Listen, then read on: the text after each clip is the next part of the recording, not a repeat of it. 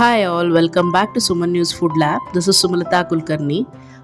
Today we are going to make a healthy and tasty Makhana Raita recipe. For this, firstly heat a kadai and add 2 bowls of makhana to it.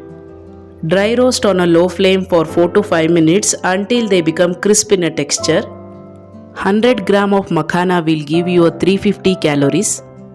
Now take one makhana in a hand and crush it. If it breaks nicely with a crunching sound, then they are perfectly roasted. Now take a mixing bowl and add a half cup of curd to it. If required, you can add water also. Mix it well. Makhana keeps our digestive system healthy and helps in a weight loss. Now add a half teaspoon of cumin seeds powder and a half teaspoon of red chilli powder and a 1 teaspoon of salt to it. Mix it well. Makhana is extremely good source of magnesium and potassium. And now add a roasted makhana to it and mix it. And finally add a finely chopped coriander leaves to it, as it aids in a digestion.